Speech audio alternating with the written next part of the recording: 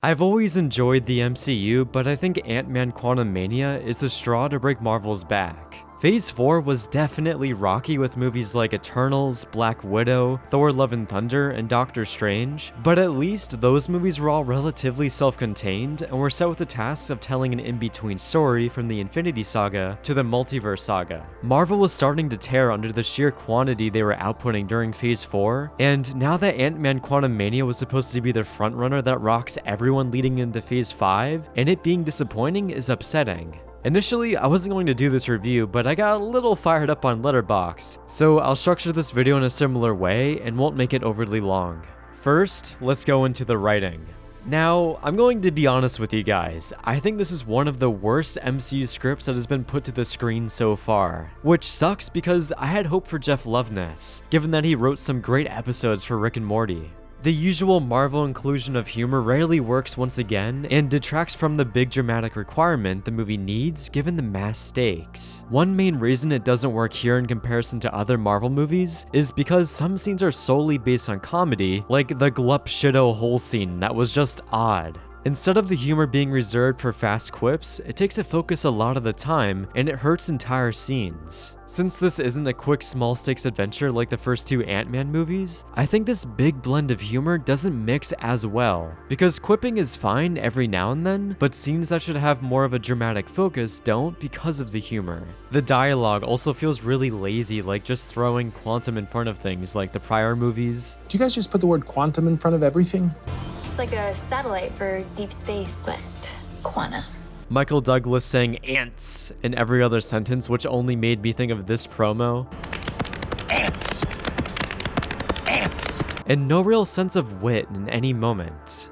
The movie was never able to get me to care about the characters talking to each other, and a major aspect that relies on this was Cassie and Scott's relationship. It feels really tacked on for this movie, and the creators don't do enough to make you care about their relationship. Considering that the crux of the movie depends on their strong bond, some dramatic beats fall short because of this lack of connection between them. Also, a lot of the sci-fi elements are overly goofy, like the controls of an alien ship having condom joysticks. The writing feels like whatever random wacky shit the writer wants to throw on screen instead of having any semblance of coherency.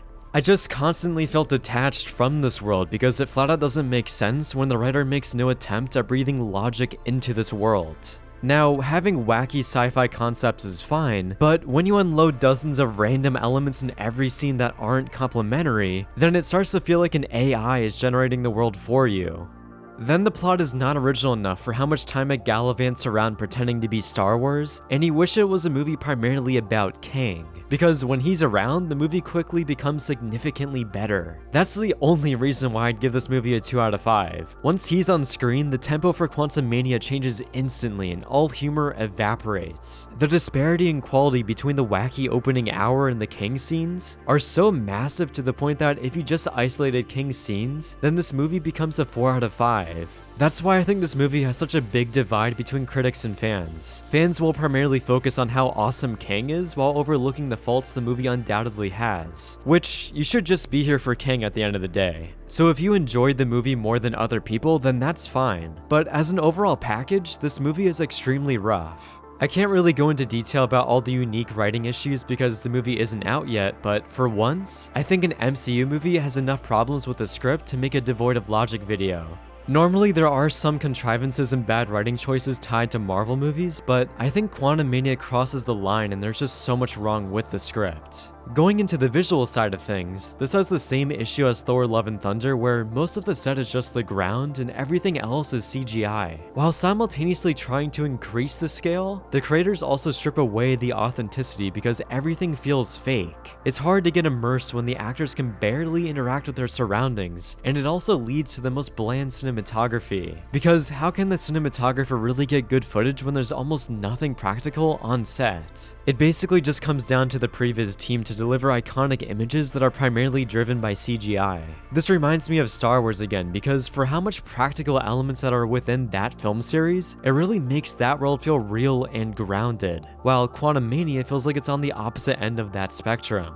Then the VFX isn't as bad as everyone loves to say, although I did spot a couple errors, but it has some weird design choices and is overloaded in every single frame, making each shot feel overwhelming. One of the weird design choices was Modok. I know he's supposed to look weird, but they shouldn't have scaled up his face by 400% and called it a day. Looking at his comic version in comparison to the movie version is hilarious.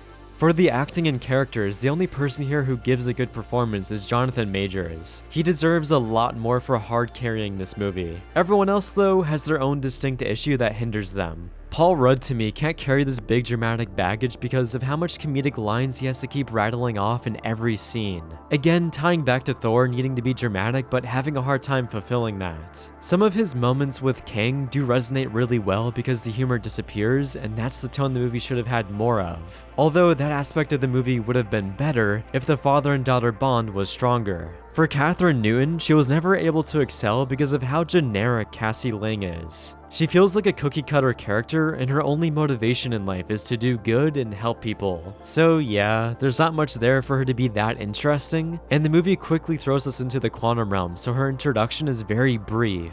Then for Hope Van Dyne, she felt like a background character in the movie. She doesn't really lead any scene for dialogue, and she just feels like she's along for the ride. I'm surprised the movie is called Ant-Man and the Wasp: Quantumania because of how little she has to do in the plot. For Hank Pym, I genuinely believe Michael Douglas regrets joining the MCU. It feels like he isn't trying anymore in some scenes, which probably has to do with the script and making him say ants all the time, but he just seems bored. Like, there are a few moments where the characters are in a big plane of CGI vomit, and Michael Douglas is just like, yeah man, I just don't care about what's happening right now. Then Michelle Pfeiffer is supposed to be intriguing, but since the script is so contrived, she's not allowed to tell anyone the crucial information she holds until later in the movie. Like, if she actually opened her mouth in the beginning, then none of this would have happened.